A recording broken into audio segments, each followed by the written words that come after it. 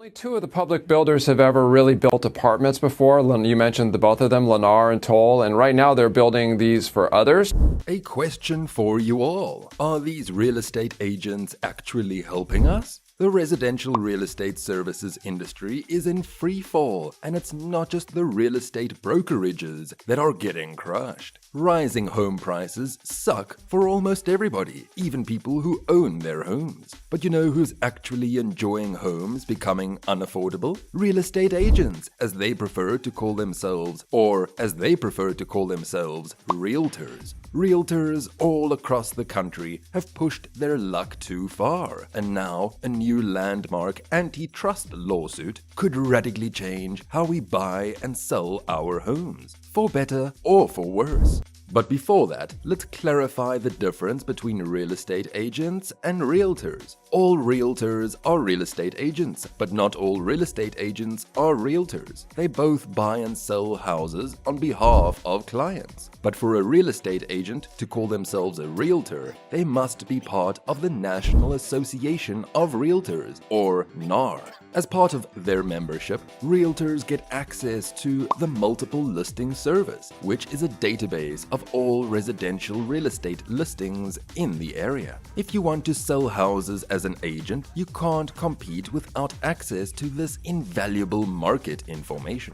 Essentially, the NAR behaves almost like a union for its independent members, ensuring that home sellers can't get agents to compete with one another for lower commissions. The industry standard is a whopping 6%, which gets split between the listing agent selling the home and a buyer's agent, if the purchaser uses one. According to data from the Department of Housing and Urban Development, the average home sale price in America has risen from $272,000 in 2010 to a staggering $492,000 in the fourth quarter of last year. Since the realtor commission is based on the sale price, it means that the average commission paid to realtors has doubled in just 13 years, outpacing inflation by a massive 120%. According to data compiled by Statista and from NAR itself, the average realtor is now making a whopping $15,500 from the average home sale after expenses. 10 years ago, that figure was just $5,000.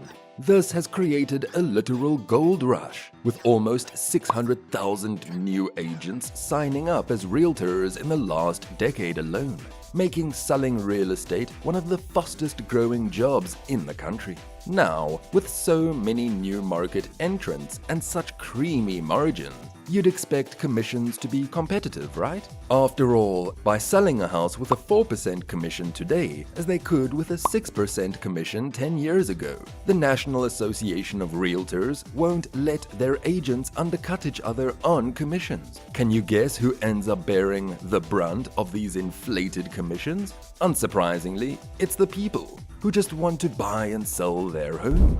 Now, let's see the 3 ways realtors have ruined real estate. According to data from NAR itself, the number of first-time homebuyers in America as a share of all home buyers has been declining since 2010. The 6% realtor commission on the average home is now worth half of the average American's annual salary before tax. If you're selling your home, this expense isn't as easy to notice as paying your electric bill, because it comes out of the proceedings of selling the home. A combination of these high transaction costs and interest rates locked in at low prices means that nobody is selling their homes. If no homes are trading hands, it doesn't matter how high a realtor's commission is, because 6% of zero is still zero. The 1.6 million realtors in America right now are all fighting over a tiny handful of listings. This created a problem known as steering, where buyer's agents would steer their clients towards properties that offered higher commission splits, even if those properties weren't the best fit for that client. The antitrust settlement mandates that the NAR must remove any compensation information to buyer's agents from the MLS. This was supposed to fix the broken system, but here's the catch. Most realtors and buyer's agents in a local area have a very close professional relationship. Just because they can't list their commissions on the MLS anymore doesn't mean they can't pick up the phone and ask around for who will give them the most money. At least the open information on the MLS created some kind of competition between agents. Now, deals between agents can be discussed in private, and better deals can be made between agents who have an ongoing quid pro quo relationship. Online platforms like Zillow and Redfin now offer a lot of information that people used to rely on an agent for, and other agents outside of the NAR are offering fixed-price sales as low as $1,500 for running a basic home sale.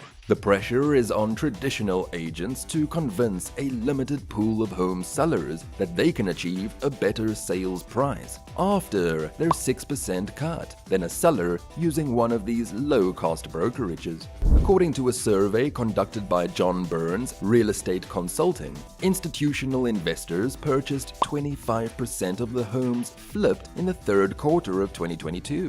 Combined with independent investors, they were responsible for a total of 44% of all home sales. Institutional investors and home flippers take affordable homes off the market and then charge a premium for a renovated property, increasing the prices. If transaction costs are reduced to a similar level as traditional equity investments, it will likely push even more institutional investors and home flippers into the market, easily outdoing any price benefits of reduced commissions. Well, that's it. The ugly truth about how real estate agents or realtors have used their market power to line their pockets while making the housing crisis worse for all the rest of us. Whether it's discouraging people from selling their homes, engaging in sneaky tactics, or making it harder for regular buyers to compete, the practices of the National Association of Realtors have done a real number on the housing market.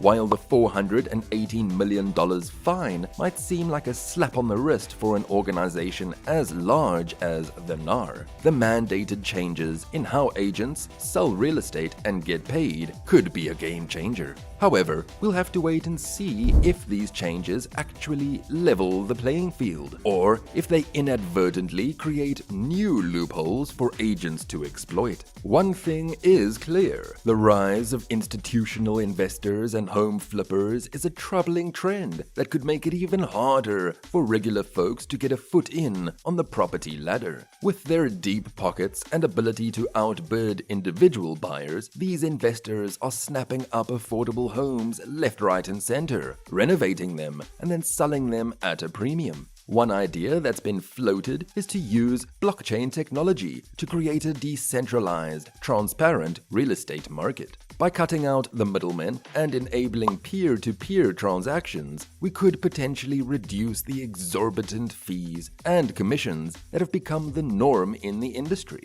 Of course, this is just one potential solution, and it's certainly not without its own set of challenges and risks. But at the very least, it highlights the need for fresh thinking and innovative approaches to address the systemic issues plaguing the housing market. At the end of the day, buying a home should be a straightforward process, not a minefield of hidden fees, sneaky tactics, and unfair advantages for certain players. It's time to level the playing field and ensure that the dream of home ownership remains attainable for hard-working individuals and families. Drop a comment below and let's keep this conversation going. Who knows, maybe by sharing our experiences and ideas, we can collectively come up with solutions that will make the housing market work for everyone, not just a privileged few. And of course, don't forget to like the video and subscribe to the channel. Until next time.